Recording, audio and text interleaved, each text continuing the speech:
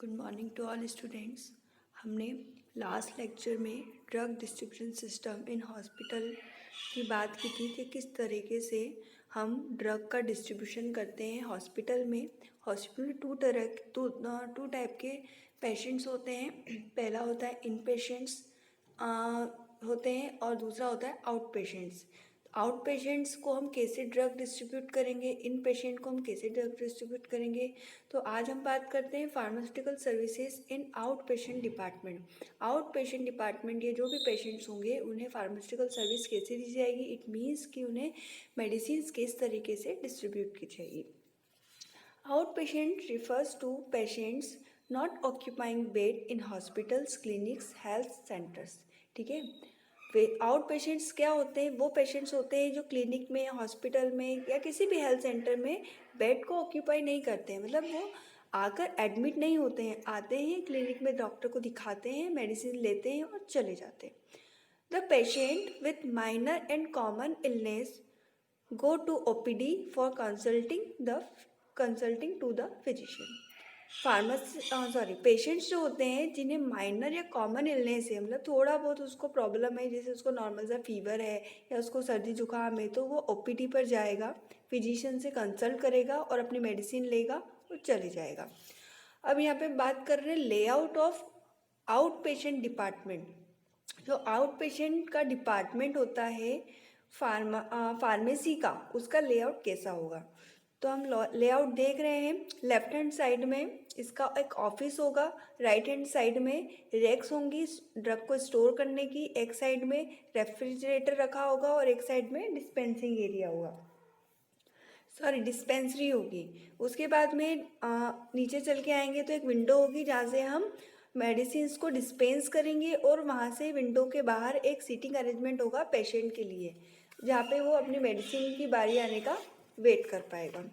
Next है out patient activity chart. Out patient activity chart में हम देखेंगे कि किस तरह से आउट पेशेंट हॉस्पिटल में आ रहा है, वो किस तरीके से मेडिसिन को लेने के लिए एक्टिविटी कर रहा है और वापस अपने घर जा रहा है। तो हम देखेंगे सबसे पहले पेशेंट आया, वो OPD में गया, फिजिशियन से अपना कंसल्ट किया, उसके बाद उसने जो उसको प्रिस्क्रिप्शन मिला वो प्रिस्क्रिप्शन लेके आया, जो डॉक्टर ने लिखा है प्रिस्क्रिप्शन रिटन बाय डॉक्टर। ठीक है, फिर उसके बाद डॉक्टर का जो प्रिस्क्रिप्शन है वो फार्मासिस्ट से रिसीव हुआ। फार्मासिस्ट ने उसको क्या करा, प्रिस्क्रिप्शन को फिल किया। 3 टाइप से वो फिल करेगा। सबसे पहले वो ड्रग्स को सिलेक्ट करेगा कि कौन कौन सी ड्रग्स प्रिस्क्रिप्शन में लिखी हुई है, देन उसे लेबल करेगा और उसके बाद उसकी प्राइसिंग करेगा और उसके बाद में पेशेंट को वो डिस्पेंस कर देगा। अब डिस्पेंस भी वो 2 तरीके से करेगा। पहले वो क्या करेगा, रिसिप्ट ऑफ पेमेंट। ठीक है, यदि वो दवाइयाँ जो भी है जिस भी टाइप की, उसकी रिसिप्ट बनाएगा। जैसे फ्री वाली ड्रग है, कैश वाली ड्रग है, चार्ज यदि हॉस्पिटल से लेना है तो उसके बाद उसकी स्टैटिस्टिक्स निकालेगा, देन रिपोर्ट्स को जनरेट करेगा या रिपोर्ट्स बनाएगा। बाद में वो करेगा या नेक्स्ट देखिए कि दूसरी तरीके से वो किस तरीके से डिस्पेंस करता है। Prescription field. ठीक है, प्रिस्क्रिप्शन फाइल, पेमेंट तो उसने कर दिया, अब वो प्रिस्क्रिप्शन को फाइल अप करेगा। पहली फाइल में वो क्या करेगा, रेगुलर प्रिस्क्रिप्शन फाइल, मतलब जो भी उसके रेगुलर मेडिसिन डिस्पेंस हो रही है उसकी वो एक फाइल में सारी मेडिसिन को रिकॉर्ड करेगा। और उसकी दूसरी फाइल होगी नारकोटिक प्रिस्क्रिप्शन फाइल, मतलब यदि उस पेशेंट को उसने नारकोटिक ड्रग सब्सटेंसेस दिए हैं तो उसकी एक उससे अलग से फाइल बना रखी, उसको भी वो रिकॉर्ड करेगा। तो पेशेंट को मेडिसिन डिस्पेंस करने के बाद वो 2 तरीके से काम करेगा। एक तो प्रिस्क्रिप्शन को फाइल अप करेगा और अपने जो भी पेशेंट्स होंगे उनका रिसिप्ट देगा पेमेंट की, फ्री, कैश और चार्ज वाली, देन उसको स्टैटिक्स एंड रिपोर्ट्स करेगा। अब यहाँ तो हमने बात कर ली आउट पेशेंट्स डिपार्टमेंट की कि किस तरीके से पेशेंट आया OPD में, फिजिशियन से कंसल्ट किया, उसके बाद में उसने किस तरीके से मेडिसिन ली और वो घर चले गया। अब हम यह बात कर रहे हैं कि फार्मास्यूटिकल सर्विसेज जो होगी वो इन पेशेंट डिपार्टमेंट के लिए कैसी होगी। अब इन पेशेंट डिपार्टमेंट क्या होते हैं, वो होते हैं इन पेशेंट्स, वो होते हैं जो हॉस्पिटल में आते हैं, उसके बाद वहाँ पे एडमिशन लेते हैं और कुछ दिन के लिए वहाँ रुकते हैं और वहीं पर ही अपनी सर्विस को वो लेते हैं। The drug distribution to the inpatient department can be carried out from the outpatient dispensing area। ठीक है, जो भी इन पेशेंट डिपार्टमेंट में ड्रग डिस्ट्रीब्यूट होगा वो जिस तरीके से आउट पेशेंट को हो रहा है, जिस जगह से आउट पेशेंट को हो रहा है, उसी डिस्पेंसिंग एरिया से होगा। मतलब ये जो layout of out patient department था, ये हम layout of in patient department भी उसको बोल सकते हैं। पर किसी केस में नहीं होगा जहाँ पे बहुत ज़्यादा सीरियस पेशेंट होगा, तो वहाँ पे जो नर्सेस होंगी, जो वार्ड बॉय होंगे, वो आके वहाँ से मेडिसिन को कैरी करेंगे। पर जो लेआउट होगा वो सेम वैसा ही होगा। The staff involved in dispensing the drug for outpatient can be dispensed drugs for inpatient too. जो स्टाफ आउटपेशेंट्स को ड्रग डिस्पेंस करेगा वही स्टाफ इनपेशेंट को भी ड्रग डिस्पेंस करेगा। If the workload seems to be heavy then additional person can be employed. यदि बहुत ज़्यादा फार्मेसी में वर्कलोड हो रहा है, दिख रहा है बहुत ज़्यादा हो गया, हैवी हो गया, तो वो क्या करेंगे और एम्प्लॉय को वो प्रमोट कर लेंगे। अब हम बात कर रहे हैं type of drug distribution system. In patients को ड्रग डिस्ट्रीब्यूशन देने का, ड्रग डिस्ट्रीब्यूट करने का क्या क्या टाइप होता है। आउट पेशेंट के लिए तो कुछ नहीं होता, नॉर्मल सा वो आता है, दवाई लेता है, चले जाता है। बट इन पेशेंट के लिए 4 टाइप से हम ड्रग को डिस्ट्रीब्यूट करते हैं। पहला हम देखते हैं इंडिविजुअल प्रिस्क्रिप्शन ऑर्डर सिस्टम, दूसरा है complete floor stock system, third है combination of individual prescription order system and complete floor stock system. ठीक है, इसका इन दोनों का कॉम्बिनेशन होता है, फर्स्ट एंड सेकंड का। फोर्थ है unit dose dispensing method.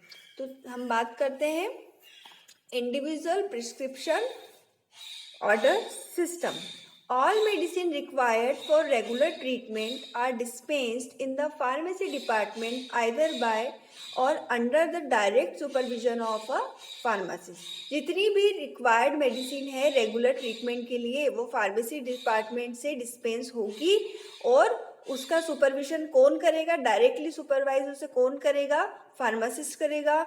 Individual patients के लिए वो हर दवाई को लेबल करेगा, इंडिविजुअल पेशेंट का उसमें नाम लिखेगा और ड्रग्स का डोज का इंस्ट्रक्शन लिखेगा। मतलब कुल मिला के इसमें क्या बात हो रही है कि जो भी पेशेंट को मेडिसिन देनी है वो अलग अलग पेशेंट के लिए एक अलग अलग एनवलप तैयार करेगा। इंडिविजुअली काम यहाँ पर होगा, हर पेशेंट का अलग दवाई, चाहे पैरासीटामोल, फॉर एग्जाम्पल एक पैरासीटामोल टेबलेट है, वो बेड नंबर 1 को भी दे रहे, बेड नंबर 2 को भी दे रहे, बेड नंबर 3 को भी दे रहे।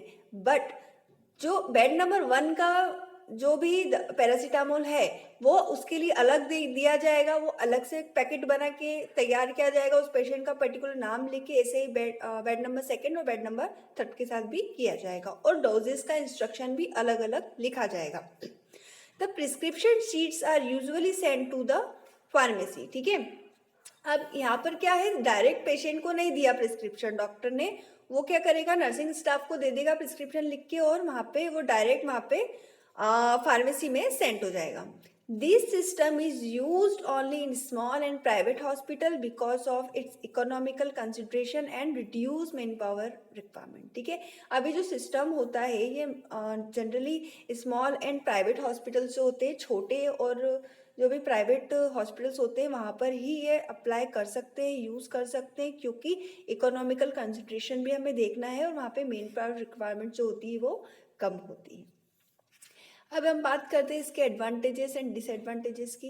तो एडवांटेजेस हैं, all medication order are directly reviewed by pharmacist. ठीक है, अब क्या है, अलग अलग दवाइयाँ अलग अलग पेशेंट बेड नंबर पे जा रही है तो वो क्या करेगा, डायरेक्टली फार्मासिस्ट क्या होता है, डायरेक्टली उसे देख सकता है, रिव्यू कर सकता है कि कौन सा मेडिसिन मैंने किसको दिया है और वो पर्टिकुलर ही पेशेंट के पास जा रहा है, क्योंकि उस पैकेट पे उस पेशेंट का नाम लिखा है, उसमें कोई सी भी दवाइयाँ मिस नहीं हो सकती। It provides closer liaison among pharmacists, physician, nurses and patient। ठीक है, अब ये जो पर्टिकुलर इंडिविजुअली वाला काम हो गया है तो उससे क्या होता है, फार्मासिस्ट, फिजिशियन और नर्सेस के बीच में अच्छा खासा क्लोजर रिलेशन बन जाता है। Medication error can be stop, इसमें कोई भी प्रकार की मेडिकेशन एरर नहीं आ पाती, क्योंकि इंडिविजुअली काम हो रहा है, हर पेशेंट के साथ अलग अलग मेडिसिन जा रही है तो कोई एरर आने का सवाल ही नहीं उठता। Disadvantages, there may be possible delay in obtaining the required medication for administration to the patient। ठीक है, अब इतना सारा काम करना है, अलग अलग पेशेंट्स की अलग अलग अलग अलग एनवलप तैयार करना है, उसमें पेशेंट्स का हर पर्टिकुलर नाम लिखना है, उसके डायरेक्शन ऑफ यूज़ लिखना है दवाई के, तो क्या होगा, थोड़ा सा टाइम में डिले हो जाएगा और रिक्वायर्ड मेडिसिन के लिए जो पेशेंट को एडमिनिस्ट्रेट करनी है। It can not be practicise in large hospital. अब इतना सारा जो भी तामझाम होता है वो जो भी बड़े हॉस्पिटल्स होते हैं वहाँ पर नहीं कर सकते। हमने पहले ही ऊपर बात कर ली कि ये सब यूज़ कर सकते हैं, ये वाला सिस्टम हम ओनली स्मॉल हॉस्पिटल में, ठीक है। नेक्स्ट है हमारा complete floor stock system. Drugs are stored at the nursing station and are administered by a nurse according to the chart order of the physician. अब कंप्लीट फ्लोर स्टॉक सिस्टम पे क्या होता है, जितनी भी ड्रग्स होती है फार्मेसी से आ गई और वो कहाँ पे स्टोर कर दी गई, नर्सिंग स्टेशन पे। उसके बाद नर्स क्या करती है, जो भी चार्ट होगा फिजिशियन का दिया हुआ ऑर्डर पे, वो उसके हिसाब से पेशेंट को मेडिसिन एडमिनिस्ट्रेट करवाती रहती है। Only commonly use drugs are stocked on the floor. जो भी कॉमन ड्रग होगी वही स्टॉक की जाएगी। Advantages and disadvantages. एडवांटेजेस क्या है, the drugs are readily available for administration, ठीक है। जो ड्रग्स है एडमिनिस्ट्रेट करने की तुरंत हमें वहां से अवेलेबल हो जाती है। मिनिमम रिटर्न ऑफ ड्रग, ठीक है, ज़्यादा दवाइयाँ रिटर्न नहीं होती, जितनी ज़रूरत है उतनी ही लगती है, तो वो बार बार फार्मेसी में रिटर्न नहीं की जाती। Reduce in patient prescription order. Patient prescription orders कम हो जाते हैं, बार बार पेशेंट्स को फार्मेसी की तरफ नहीं जाना पड़ता। Reduction in number of pharmacy personal requirement, ठीक है, जो भी फार्मेसी का रिक्वायर्ड होता है वो भी कम हो जाता है क्योंकि सारी दवाइयाँ पहले ही नर्सिंग स्टेशन पे पहुंच चुकी है। Disadvantages, increase in chances of medication. क्या होता है, यहाँ पे मेडिसिन नर्सिंग स्टाफ दे रहा है तो हो सकता है कुछ ना कुछ मेडिकेशन एरर आने के चांसेस हो जाए, बढ़ जाए। Increase in drug inventory, drug inventory बढ़ जाती है। Increase in chances of drug deterioration due to lack of proper storage facilities and due to unnoticed drug degradation. क्या होता है कि बहुत ज़्यादा स्टॉक हो गया, वहाँ पे स्टोरेज फैसिलिटीज़ नहीं है तो ड्रग का डिटोरिएशन होने के चांसेस बढ़ जाते हैं क्योंकि वहाँ पे प्रॉपर स्टोरेज नहीं है। उसके बाद में यदि हम ड्रग को नोटिस नहीं करेंगे तो ड्रग का डिग्रेडेशन भी होना पड़ सकता है। Increase workload on nurses. अब दवाइयाँ भी देनी है, पेशेंट की केयर भी करनी है, तो उसकी वजह से क्या होता है, नर्स का वर्कलोड बढ़ जाता है। Drugs on the nursing station are known as floor stock drugs. मतलब जो मेडिसिन वहां पर रखी हुई है नर्सिंग स्टेशन पे तो उस दवाई को क्या बोलेंगे हम, फ्लोर स्टॉक ड्रग्स। जो उस फ्लोर पे ड्रग स्टॉक हो उसे कहेंगे हम फ्लोर स्टॉक ड्रग्स। अभी टू टाइप से होती है, पहली होती है चार्ज फ्लोर स्टॉक ड्रग्स, दूसरी होती है non charge floor stock drugs जिसको हम फ्री फ्लोर स्टॉक ड्रग्स भी बोलते हैं। अभी क्या होता है हम देखते हैं। Charge floor stock drugs which is an inventory expensive drugs for which the patients are charged on the basis of doses given। ये चार्ज ड्रग जो होती है थोड़ी सी एक्सपेंसिव ड्रग्स होती हैं, ठीक है। पेशेंट को उसका चार्ज करना पड़ता है, जितना डोज उसने लिया है, जितना डोज उसे प्रिस्क्राइब किया गया उतना उसको चार्ज करना पड़ता है। These drugs are generally injections and other costly single doses form, ठीक है। ये जो ड्रग्स होती है जनरली इंजेक्शन फॉर्म में होती है, सिंगल डोजेस फॉर्म में भी ये होती है। In envelope which are labelled these drugs are put at the disposal of the nursing unit, ठीक है। इसमें क्या करते हैं कि पेशेंट्स को कौन कौन सी दवाइयाँ देनी हो और एक एनवलप में अंदर डाल के उसको लेबल्ड कर दिया जाता है और वो नर्सिंग यूनिट के डिस्पोजल पार्ट पे रख दिया जाता है। On administration the patients name and room number is entered on the envelope and is placed in the outer basket, ठीक है। जब पेशेंट्स को वो दवाई लेनी होती है, जब देनी होती है, जब पेशेंट को लेना है और नर्सिंग स्टाफ को उसको देना है तो वो क्या करेंगे, वहाँ पर फार्मासिस्ट का क्या काम होगा, पेशेंट्स नेम उस पर लिख देंगे एनवलप के ऊपर, कौन से रूम में पेशेंट्स है वो भी वहाँ लिख देंगे, उस एनवलप को कहाँ आउटर बास्केट जो होगा जो वार्ड का वहाँ पे उसे रख देंगे। Non charge free floor stock drugs, ठीक है, विच इज एन इन्वर्ट और of routinely required medicine as per the predetermined list placed at the disposal of each nursing unit for the use of patients, ठीक है। इसमें क्या होगा, जो भी रूटीनली रिक्वायर्ड मेडिसिन है, जो ऑलरेडी डिटरमाइंड है, प्री डिटरमाइंड ड्रग्स है, लिस्ट बनी हुई है, वो सारी दवाइयाँ नर्सिंग स्टेशन पे रखी हुई होंगी और वो वहाँ से पेशेंट्स को देती रहेंगी। As these medicines are given as a part of hospitalization, they are not charged separately, ठीक है। ये जो भी मेडिसिन होगी वो हॉस्पिटलाइजेशन जो भी हुए हैं और हॉस्पिटल का वो एक पार्ट होगी और उसका कोई भी चार्ज अलग से नहीं लिया जाएगा। The requisition comes from the nurse and the pharmacist dispenses them in the basket। जो भी दवाइयाँ चाहिए होंगी वो क्या करेगा, जो भी दवाइयाँ चाहिए होगी नर्स को, वो क्या करेगी, एक रिक्विजिशन एक फॉर्म होता है, उसे वो हाथ से फिल करेगी, उसके बाद वो फार्मासिस्ट को दे देगी और फार्मासिस्ट क्या करेगा, वो सारी मेडिसिन को एक बास्केट में रख देगा। At the end of the day all requisitions from different nursing unit are received by pharmacist. फिर क्या करेगा, the end of the day मतलब जो रात का टाइम हो जाएगा, शाम का टाइम, उसमें क्या करेगा, वो सारी अलग अलग वार्ड में जाके अपना फॉर्म कलेक्ट करेगा, सारी दवाइयाँ उसमें सारे फॉर्म कलेक्ट करेगा और उसके बाद में नर्सिंग यूनिट से उसके रिसीव करेगा। The pharmacist takes empty container in the basket, fills them up and delivers them the next morning, ठीक है। अब उसने क्या करा था, जितने भी फॉर्म्स थे वो कलेक्ट कर लिए थे, उसके बाद में उसने फिर से उसे डिस्पेंस कर दिया था। अब एंड ऑफ द डे वो क्या करेगा, सारी चीज़ें सारी बास्केट्स लेके आएगा, एम्प्टी कंटेनर्स निकालेगा, उन्हें फिर से फिल करेगा और फिर से उन्हें डिलीवर करेगा नेक्स्ट मॉर्निंग में। Combination of individual drug order and floor stock system, इसमें क्या करेगा, ये दोनों फर्स्ट एंड सेकंड का कॉम्बिनेशन पार्ट है। इसमें फार्मासिस्ट जो है वो इंडिविजुअल ड्रग ऑर्डर करे देगा, मतलब अलग अलग पेशेंट का एनवलप बना के अलग अलग दवाइयाँ देगा। वो फ्री ऑफ कॉस्ट भी हो सकती है और वो चार्जेबल वाली भी हो सकती है। फोर्थ है यूनिट डोज डिस्पेंसिंग।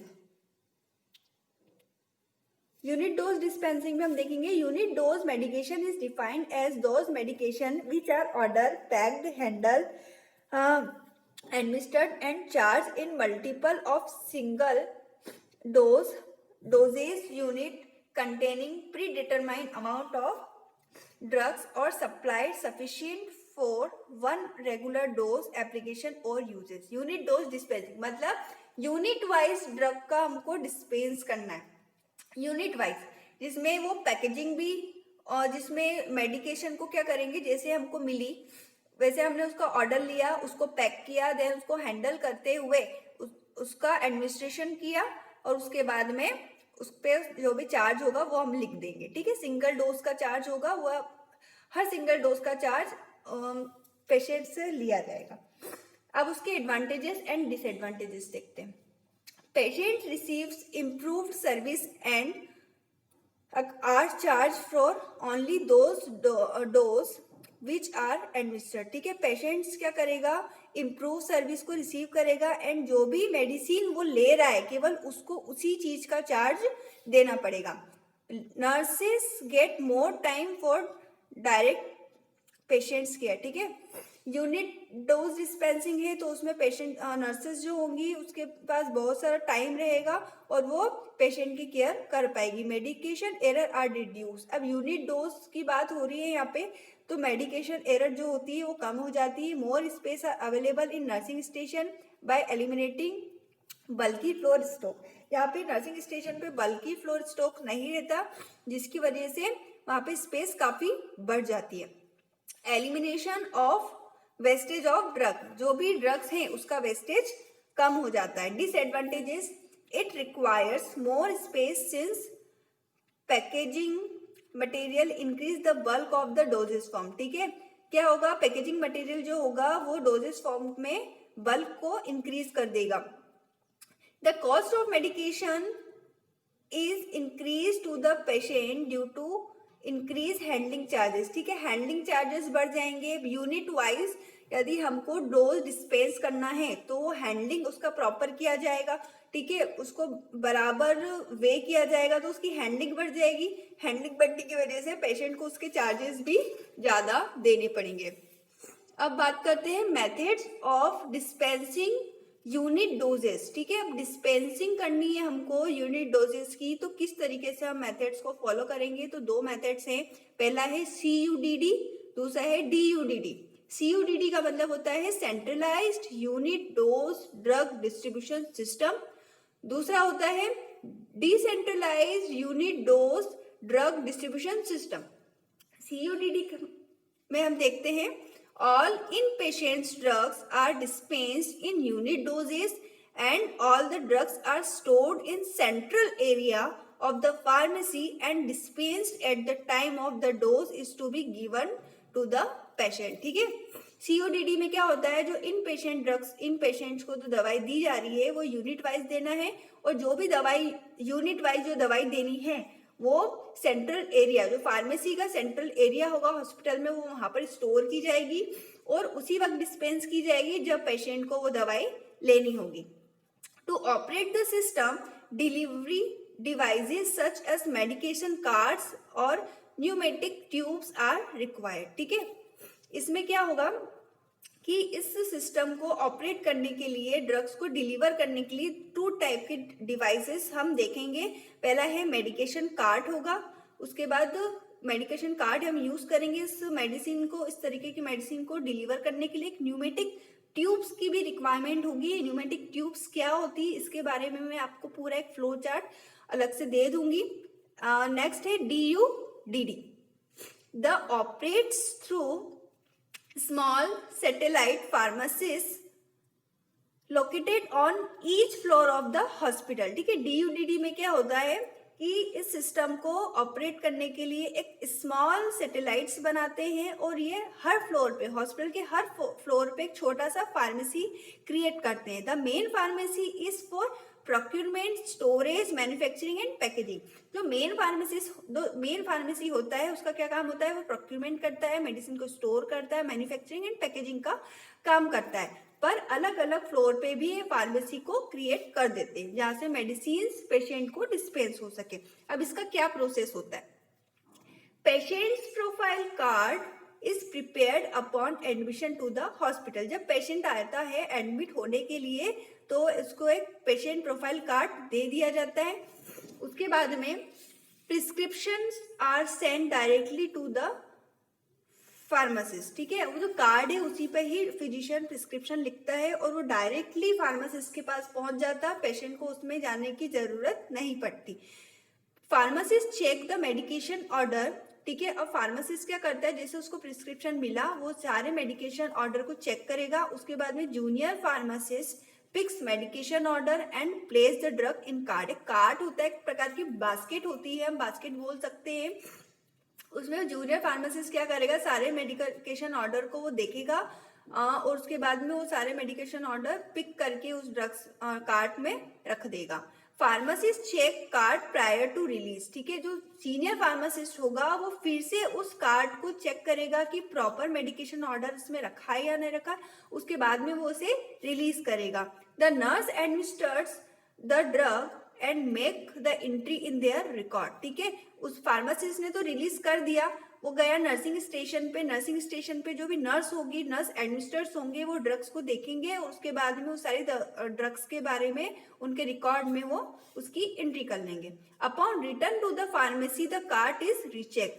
जब वो कार्ट वापस से फार्मेसी की तरफ जाएगा तो उसे फिर से वो नर्स क्या करेगी, रीचेक कर लेगी। तो this is all about your types of in patient services and out patient services. Thank you.